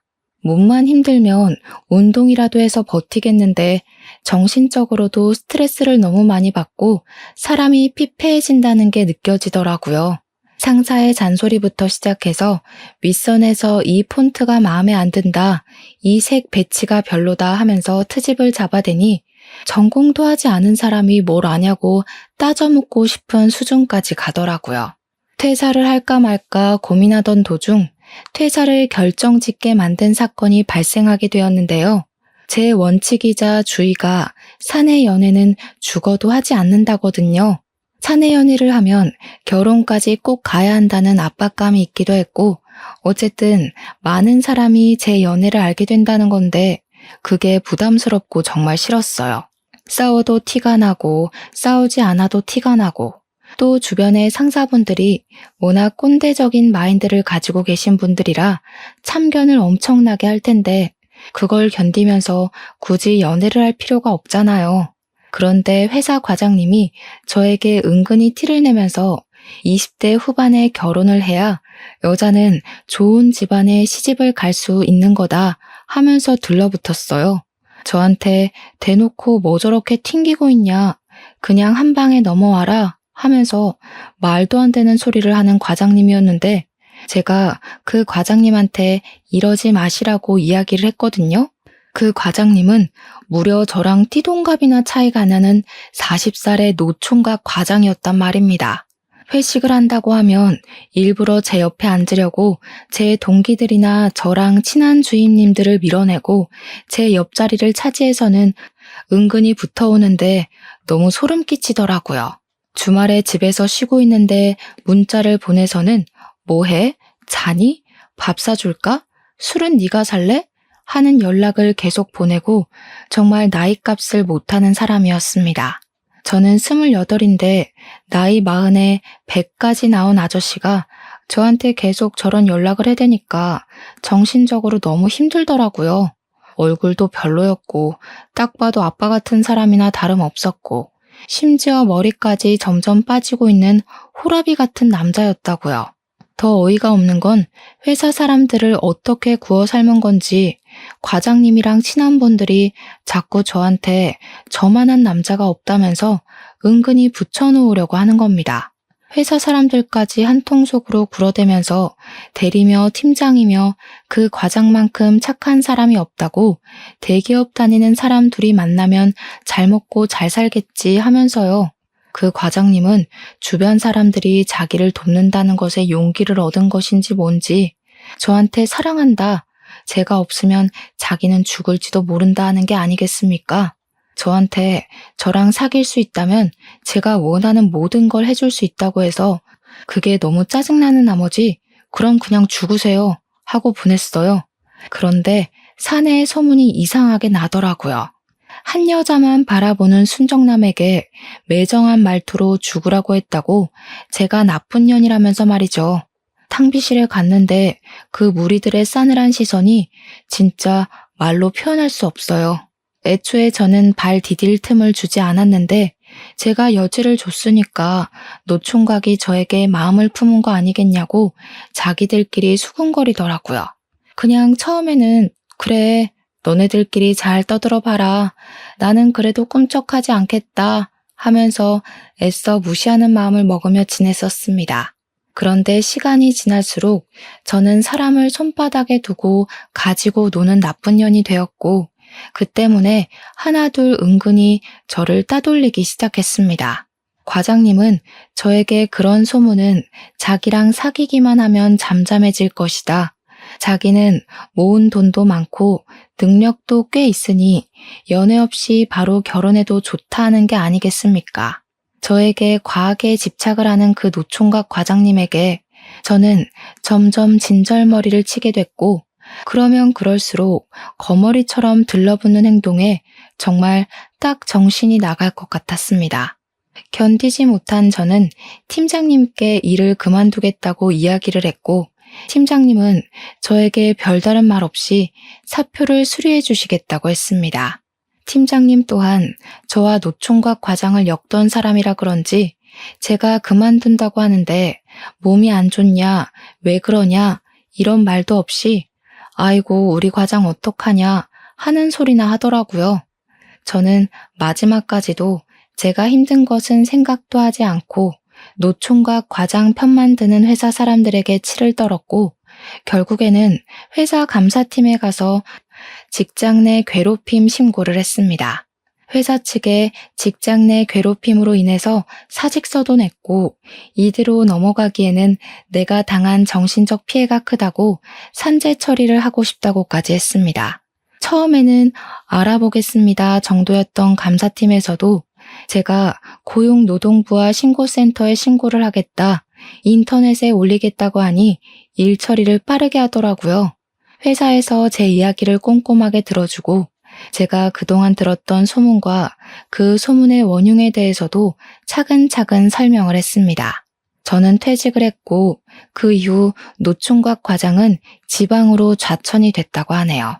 그리고 저와 과장 사이에서 저울질을 하며 과장을 도왔던 사람들 모두 직장 내 괴롭힘이 인정되었습니다.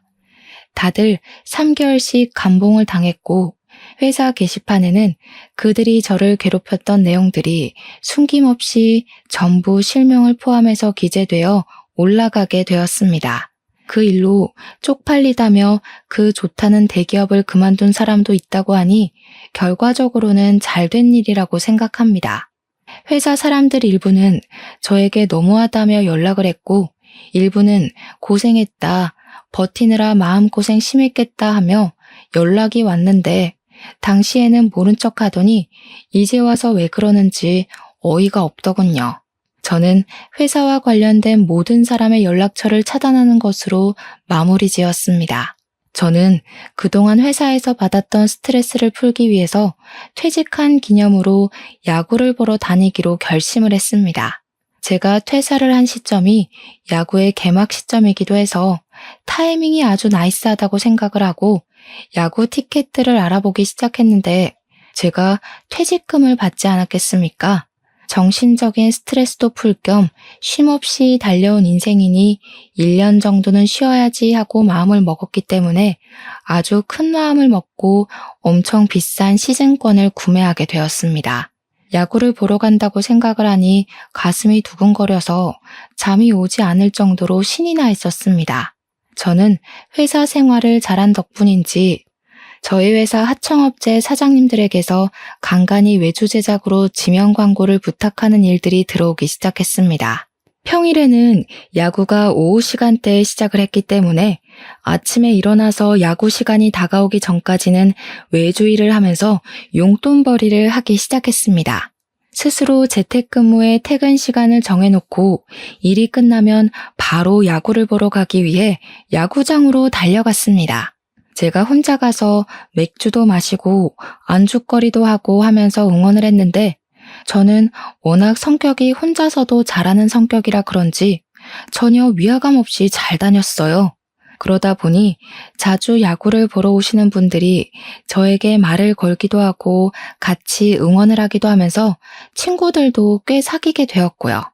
시즌권이라는 게 구매를 하게 되면 지정 자리를 얻게 되는데 제 옆에 우연히도 저처럼 혼자 야구를 즐기는 남자분이 한 분 있었습니다. 저랑 성향이 비슷한 건지 혼자 와서 맥주와 안주를 챙겨서는 주야장천 야구만 보는데 이거저거 물어보는 말도 없고 서로 할 거 딱 하니까 편하고 좋더라고요. 나중에 친해진 사람들은 저에게 혹시 그 남자분이랑 커플인 거냐고, 둘이 어쩜 말없이 야구만 보냐고 물어보는 사람들도 있었습니다. 커플은 무슨 개뿔 커플이겠냐고 웃으면서 대꾸를 하고 야구에 집중하기를 한 3달쯤 됐을까요? 그날 경기가 잘 풀리지 않아서 저희가 지고 있는 상황이었습니다. 하필 딱 중요하게 만루의 원아웃인 상황이었고 역전도 가능한 공격 타이밍에 제 맥주가 뚝 떨어지고 말았던 것입니다. 그 타이밍에 시원한 맥주가 너무나도 마시고 싶었고 지금 사러 나가자니 공격 타이밍이 너무나도 중요했고 신경질이 확 나더라고요. 저도 모르게 아이씨 하면서 다리를 떨고 있었는데 옆에 앉은 그분이 저에게 맥주 한 캔을 딱 내미는 것이 아니겠습니까? 맥주 다 마셨죠? 일단 이거 드시면서 보세요. 지금 사러 나갔다가는 역전하는 거 못 볼 수도 있어요.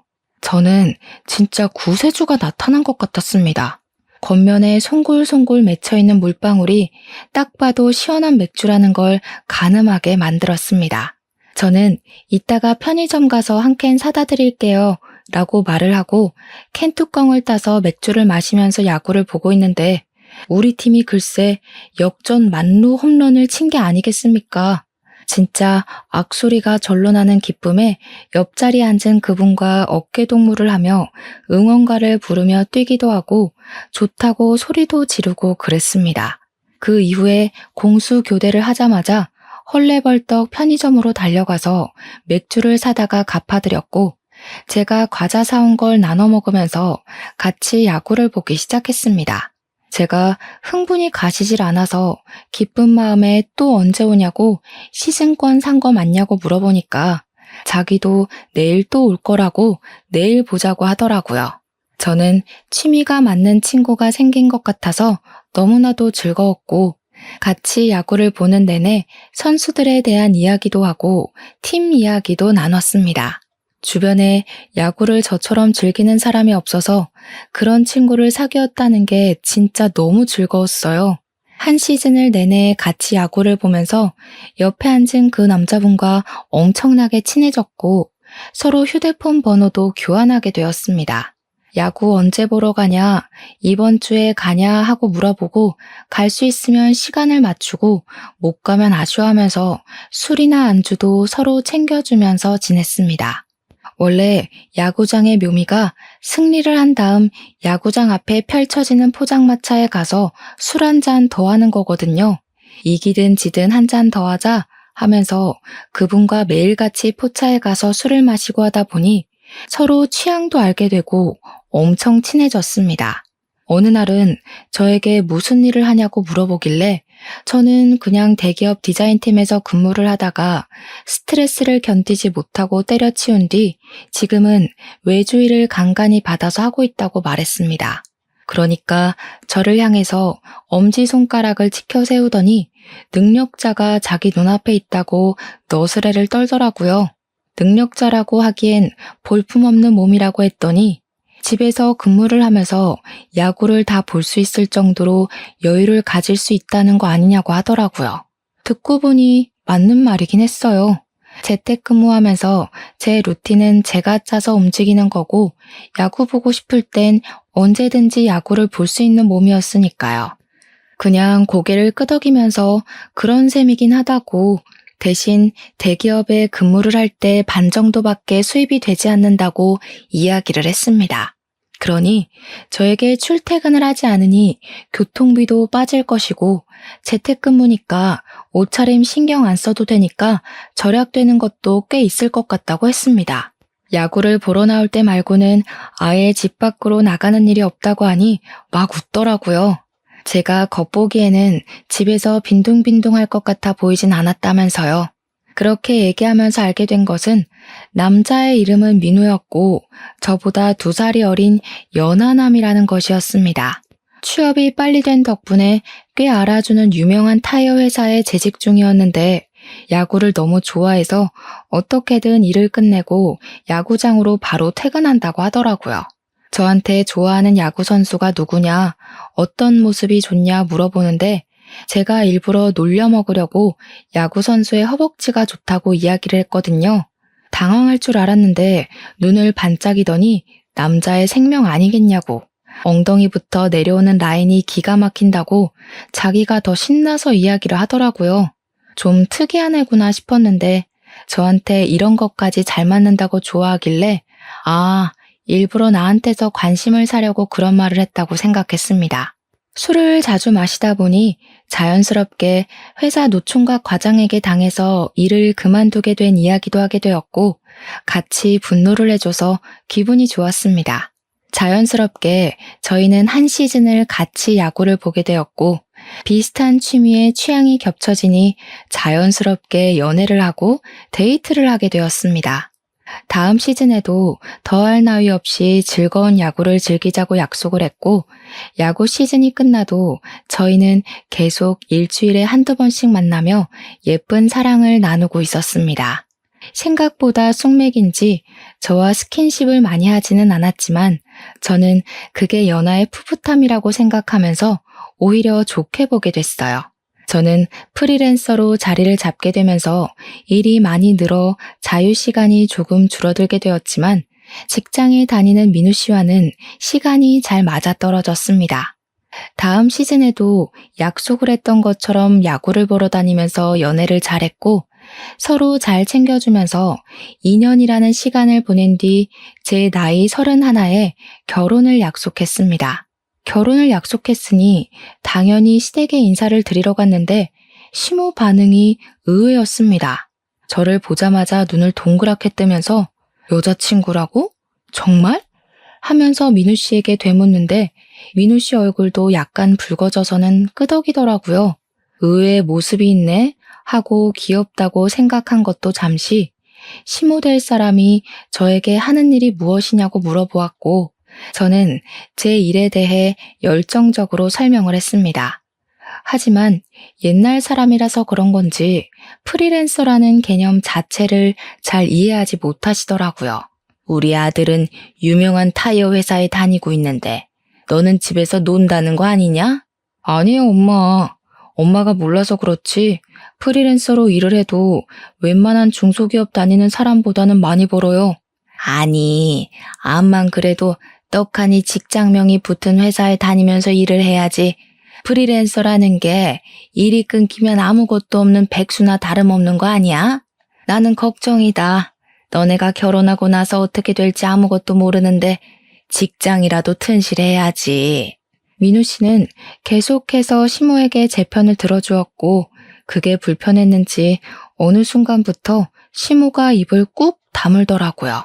물론 민우 씨가 대신 변명을 해주니 저는 아예 입을 열 타이밍도 없어서 편하긴 했지만 시모가 우리 아들을 구워 삶아 먹은 여자 보듯이 보니까 좀 불편하긴 했습니다.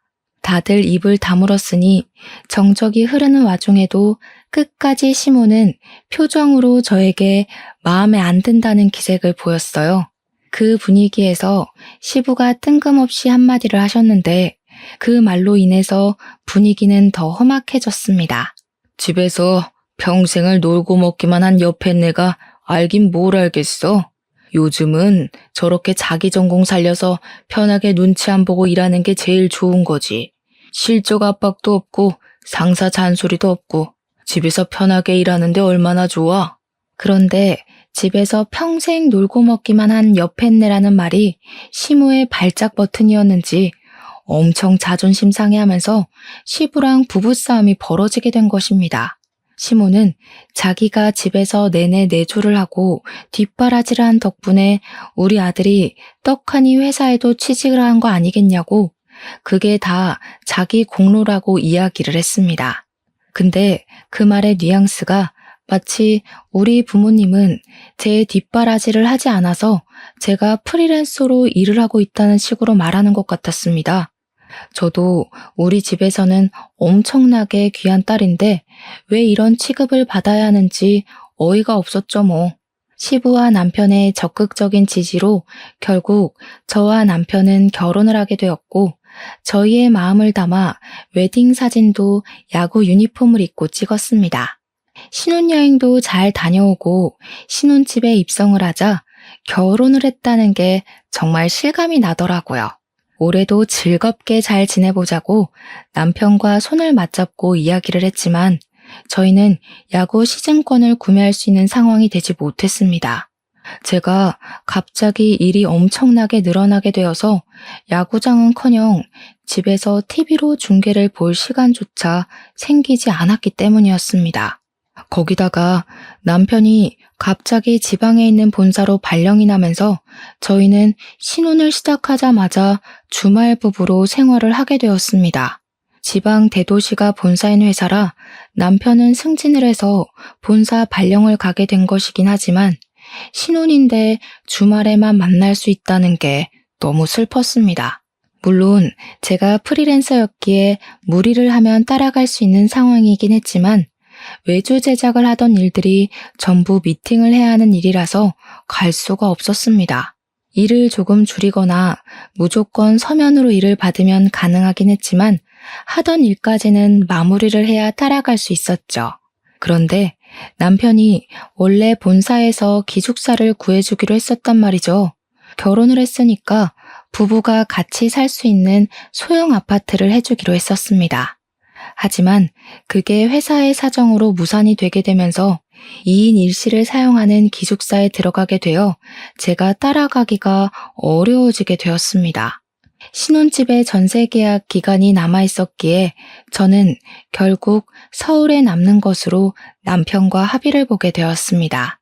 졸지에 주말 부부로 살게 되면서 저희 사이는 더욱 애틋해졌는데 그때부터 시모의 괴롭힘 또한 시작되었습니다. 틈만 나면 저를 불러다가 잔소리와 심부름을 콤보로 찍기 시작하는데 와, 직장 내 괴롭힘보다 더 견디기 힘들더라고요. 우리 아들 기숙사 살면서 밥이나 제대로 먹겠니? 네가 하루 가서 같이 생활하는 직장 동료 목까지 밥 좀 해주고 와라. 그리고 날이 좀 추워진 것 같은데 너만 뜨뜻하게 살아서야 되겠니? 가서 전기장판이랑 이불도 좀 갖다 주고. 아참, 거기 해가 들이쳐서 눈이 부시다고 하던데 커튼을 주문해놨으니 가서 달아도 줘라. 알겠지? 우리 남편 회사에서 삼시세끼 다 주고요. 주변에 배달되는 음식점도 많아서 오히려 살이 찔까봐 걱정이라고 먹는 건 걱정하지 않아도 된다고 연락이 왔었습니다. 기숙사 난방 또한 너무 잘 돼서 추운 걸 느낄 시간도 없다며 더워서 반팔만 입고 지낸다고 이야기도 했고요. 거기다가 커튼. 진짜 너무 어이없지 않나요? 제가 운전을 할 줄 몰라서 그걸 가져다 주려면 기차를 타고 가야 하는데 기차 타고 커튼 들고 기숙사를 찾아가서 장치까지 전부 달아주고 오라고 하는 게 너무 황당하더라고요. 그렇게 6개월이라는 시간이 흐르고 어느 날 남편이 갑자기 저한테 할 말이 있다고 하더니 돌연 퇴사를 하고 싶다고 이야기를 하는 것이 아니겠습니까? 저는 직장 내 괴롭힘이라도 있는 건지 걱정이 되었는데 그냥 서울에 가고 싶다고 향수병에 걸릴 것 같다고 징징거리더라고요. 그러지 말고 다시 서울로 발령받을 수 있게 신청을 해봐라 했는데 지원자도 너무 많고 자기가 아직 짬밥이 얼마 안 돼서 방법이 없다고 하더라고요. 언제까지 주말 부부로 살 수 없지 않냐면서 아직 결혼한 지 1년도 안 됐는데 신혼 초부터 이렇게 떨어져 있는 게 말이 안 되는 것 같다고 저에게 졸랐어요. 저는 남편이 주말에도 가끔 잔업을 할 때가 있어서 혼자 야구를 보러 다니고 있었는데 그것조차 서운하다고 이야기를 하더라고요. 자기는 스트레스 받아서 탈모까지 올 지경인데 저는 혼자 야구 보러 다니면서 잘 지내고 있는 게 배알이 꼴린다나 뭐라나. 그러면서 자기가 어릴 때부터 하고 싶었던 일이 있었다고 퇴사를 하고 그 일을 하고 싶다고 했습니다. 어디 한번 말이나 들어보자 해서 무슨 꿈이 있었냐고 했더니 수의사가 되고 싶다는 게 아니겠습니까? 멀쩡히 회사 다니다가 갑자기 수의사라고 하니까 제가 벙찌게 됐죠. 너무 황당한 소리를 장황하게 늘어놓길래 제가 한 소리를 했습니다. 멀쩡히 잘 다니던 타이어 회사를 그만두고 지금 수의사가 되겠다고 하는 게 말이 되는 소리야? 우리 결혼도 했는데 현실을 봐야지. 그리고 당신이 수의대학을 나온 것도 아니고 갑자기 수의사를 어떻게 할 건데? 그러니까 뭐 대학을 다시 가고 어쩌고 하길래 말도 안 되는 소리 하지 말고 일이나 열심히 하라고 전화를 끊었더니 남편이 시모에게 전화를 해서 징징거렸나 봅니다. 시모가 저한테 수의사도 의사 아니냐면서 짱짱한 직업을 가지겠다는데 왜 말리냐고 우리 아들 공부 잘했다고 편을 들더라고요. 제가 수의사랑 의사는 다른 거 아니냐? 지금 시작하면 뭐 나이 40에 동물병원 차릴 거냐? 그때까지는 뭘 먹고 사냐면서 제가 막 따졌어요. 그러니까 동물을 살리는데 의사랑 똑같은 거라고 남편이 하고 싶어 하는데 뒷바라지 해주겠다는 말도 안 하고 꿈부터 포기하라고 하는 게 너무 이기적이래요. 이제 와서 이기적으로 굴고 있는 게 누군데 적반하장으로 그런 소리를 하는 건지. 어머님, 결혼까지 한 마당에 저희 가족 계획도 세워야 하지 않겠어요? 애는 언제 가지냐고요. 지금 공부하기는 너무 늦은 것 같아요. 남편도 벌써 30인데 지금 수능 보고 한 번에 붙을 거라는 보장도 없고요. 예, 남자 나이 30이면 짱짱한 나이지. 말이 어찌나 안 통하던지 자기들끼리 아주 짝짝꿍이 맞은 건지 답은 정해놨으니까 저는 그냥 알겠습니다만 하래요.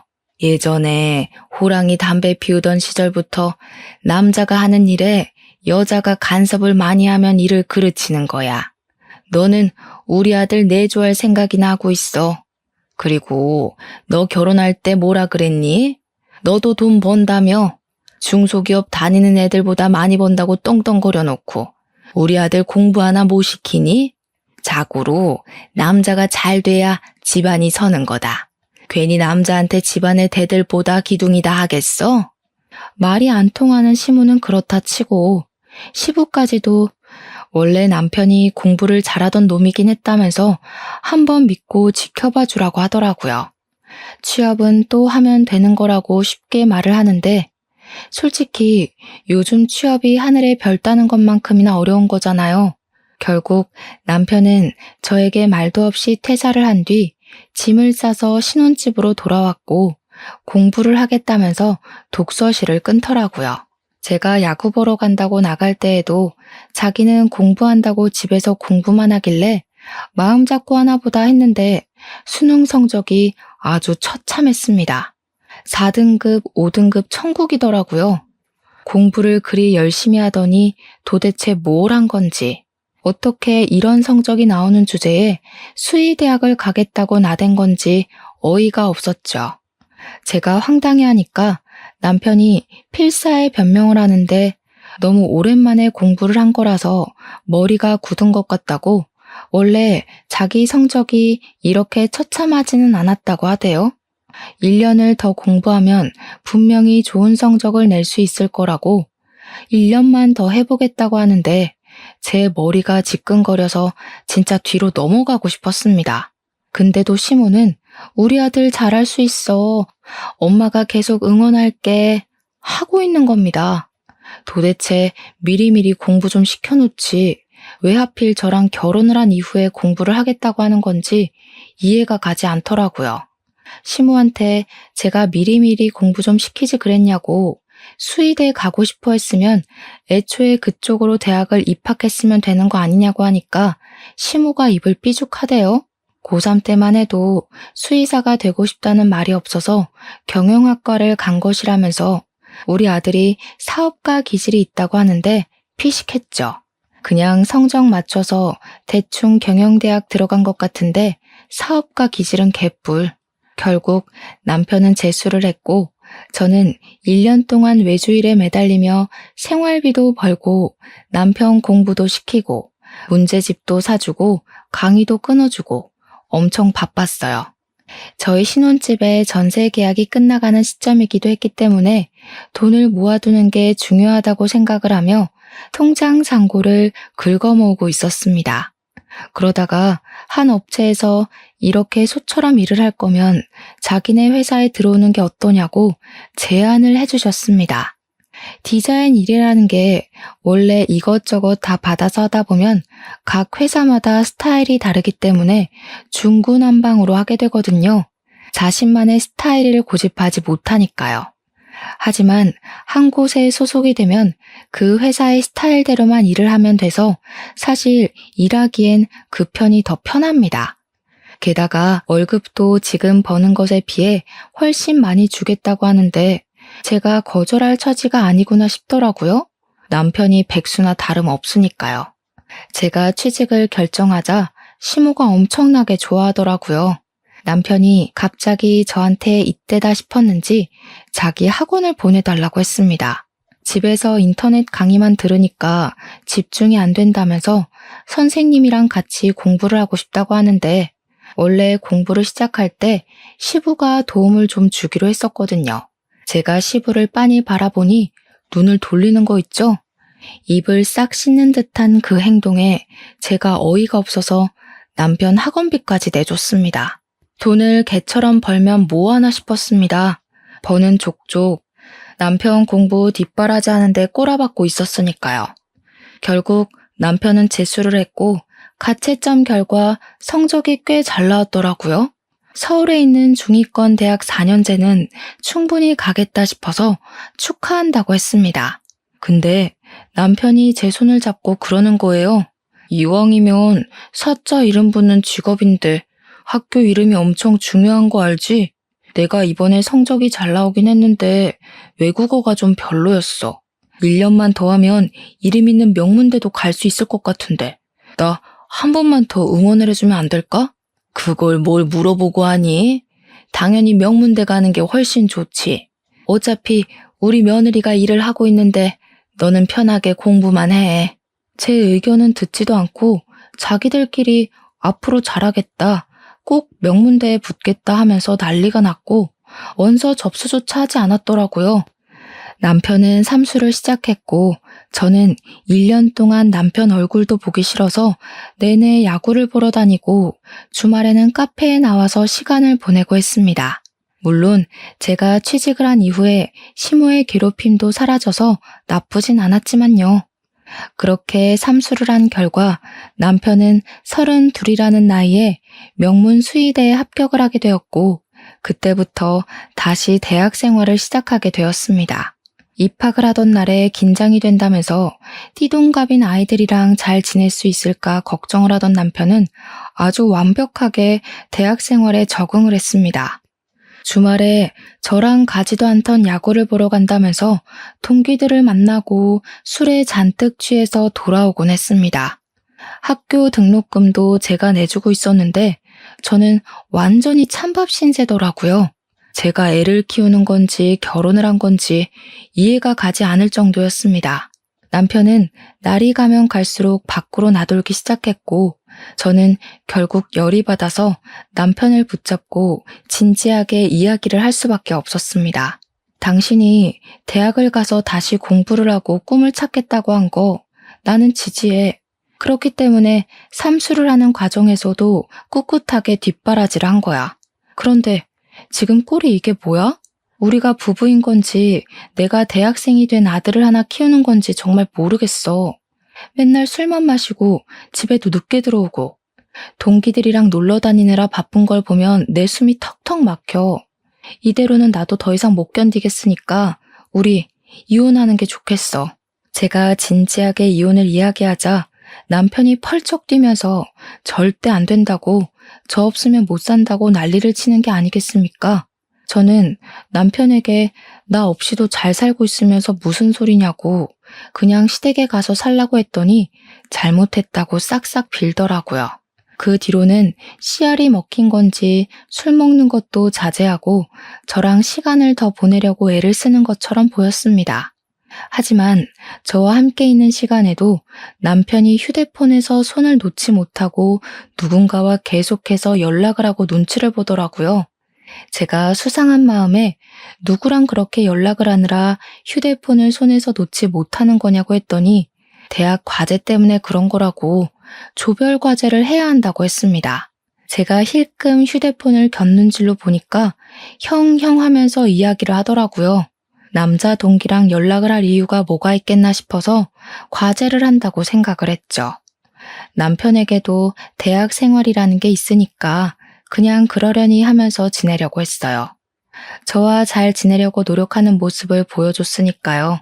남편은 예과 2년 과정을 마치고 4년을 더 수의학과에서 공부를 시작하게 되었습니다. 예과 2년이 끝나고 자퇴를 하는 애들도 꽤 있다며 남편은 서운해하더라고요. 저는 그런 남편을 보면서 남편 나이가 벌써 34살인데 4년 더 공부하고 나이 40에서야 수의사 되게 생겼다고 걱정이 좀 되었고요. 저는 제가 회사 생활을 하면서 벌어오는 돈으로 대책 없이 사는 남편에게 점점 지쳐가고 있었습니다. 그리고 제가 남편에게 아이를 가지자고 선언을 했죠. 제 나이가 36인데 더 늦으면 힘들 것 같다고 이야기를 하니까 남편이 그러는 거예요. 우리 아이 생각은 하지 말고 나중에 동물이나 키우면서 둘이 오순도순 살자고요.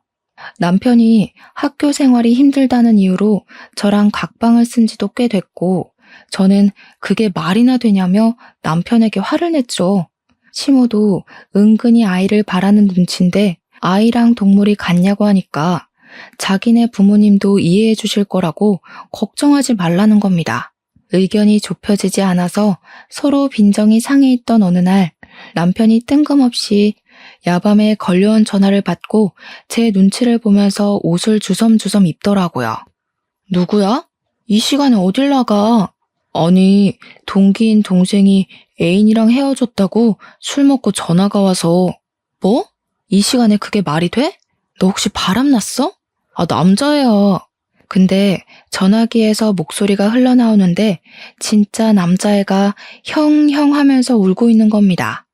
저한테 고작 해봐야 20대 초반인 남자애라고 그때는 본인 연애가 하늘이고 땅 아니냐면서 달래주고 온다고 하는데 저도 황당해서 그래 갔다 와라 했습니다. 그 이후에도 남편은 학교 생활에 빠져서 툭하면 나가고 툭하면 남자 동기들 만난다고 술 먹고 그런 생활을 반복하다 제가 어느 날 꼬리를 잡게 되었습니다. 제이라는 여자에게서 온 문자를 보게 된 것인데 내용이 보고 싶다는 말이었습니다. 저는 놀래서 남편 휴대폰을 빼앗아 문자 목록을 뒤지는데 남자애들 이름 사이에서 제희 딱 2글자로 저장된 이름을 발견한 거죠. 여자로서 순간 직감이 들었고 문자 내용도 보고 싶다, 뭐하냐, 목소리 듣고 싶다 그런 내용만 가득한 게 아니겠습니까? 저는 배신감에 치를 떨면서 남편에게 해명을 하라고 했고 남편은 사색이 되었습니다. 아니, 그런 게 아니라 아무 말도 못하고 계속 그런 게 아니다만 반복하는데 대학을 가서 새파랗게 어린 여자랑 바람이 났다는 게 진짜 믿어지지가 않더라고요. 제가 부들부들 떨면서 당장 시댁에 가서 이야기를 하겠다고 옷을 입고 나오니 남편이 저를 따라오면서 오해라고 변명을 시작했어요. 하지만 저는 들리지 않았습니다.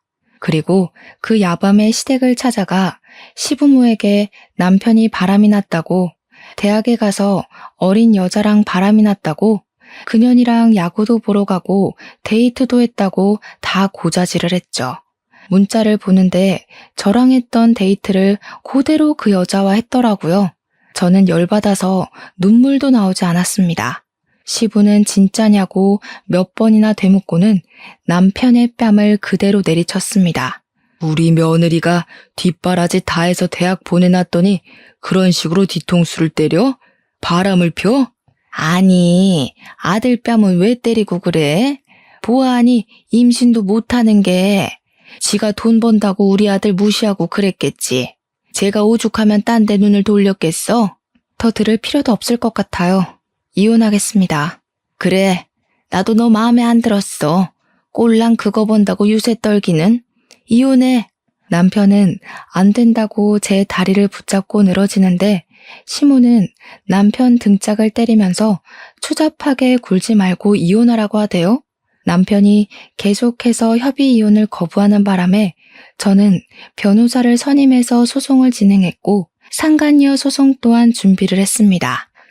전화번호랑 이름이랑 전부 변호사에게 넘기고는 알아서 잘 처리를 해달라고 했는데 이혼을 진행하던 도중 변호사가 저에게 연락을 해왔습니다. 사모님, 제이라는 이름으로 남편분 주변 상간녀를 찾아보고 소장 접수도 다 했는데요. 법원에서 시정 명령이 나왔어요.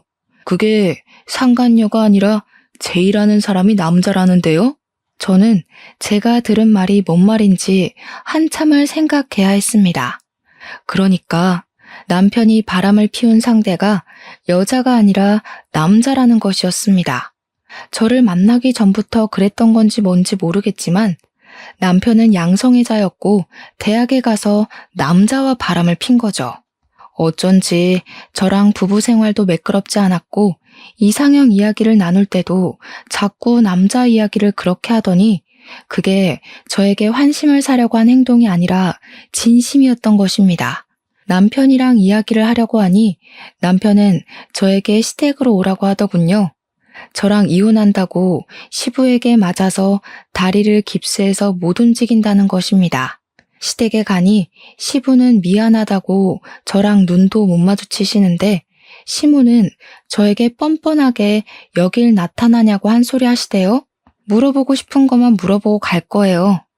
당신이랑 바람난 그 상간녀가 아니라 상간남이더라. 제이가 여자가 아니라 남자래.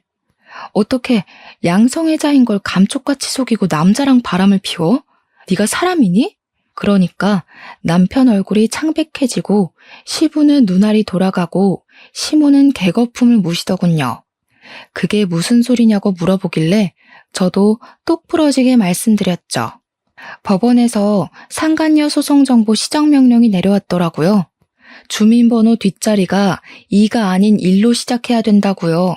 이 미친 정신병자 새끼가, 이 쓰레기 자식, 당장 내 집에서 나가! 시부가 바로 방에서 골프채를 들고 나오시는데 우리 시모는 남편을 붙잡고 우리 아들이 그럴 리가 없다고 막 소리를 치셨습니다. 도대체 누구 인생을 망치려고 나랑 결혼을 했어? 혼자 얌전히 살지. 혹시 나는 네가 남자들을 만나러 다니기 위한 방패막이었니? 그러니 남편이 아무 말도 못하고 울더라고요. 그래서 애도 갖기 싫다고 한 거야? 어쩐지 이상하다 싶었어. 아주 심각한 병에 걸려서 평생 고통받았으면 좋겠다. 그 말을 하고 뒤돌아 나오는데 시모가 저를 붙잡고는 매달리더라고요. 내가 우리 아들 정신병원에라도 보내서 멀쩡하게 만들 테니까 이혼하지 말고 그냥 살아줄 수 없겠니? 내가 잘못했다. 우리 재산도 다 넣어주고 네 눈앞에 나타나지 말라고 하면 안 나타날게. 제발 우리 아들 버리지 마라. 응? 시모는 아들이 남자를 좋아한다는 것을 받아들이지 못해서 그나마 저랑은 결혼까지 했으니 제가 옆에 붙어 있어 주길 원하는 눈치였습니다. 제가 정신 나갔어요? 위자료나 준비하세요. 재산 분할도요. 이혼은 당연히 저에게 유리한 조건으로 이루어졌고 요즘은 꽤 있는 사례라고 이렇게 이혼하는 사람들이 많다고 변호사가 알려주더군요. 위자료가 입금되자마자 저는 휴대폰 번호도 바꿔버렸습니다.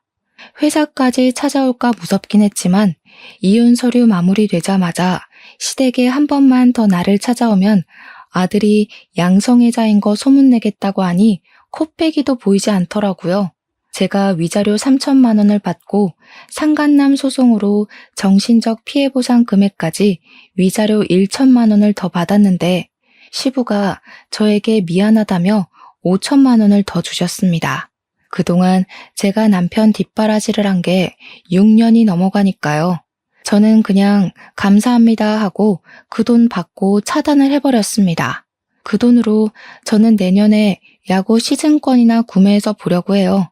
이 돈을 다 쓰지 않으면 자꾸 전 남편에 대한 기억이 떠오를 것 같아 저를 위해 사치도 좀 해보려고 합니다. 저처럼 황당한 일로 이혼하신 분들이 많진 않겠지만 저와 같은 일을 겪고 계신 분이 있다면 당당하게 이혼하라고 전하고 싶네요. 앞으로 이런 일로 기만당하는 사람이 없길 바라면서 글을 마무리하겠습니다. 감사합니다.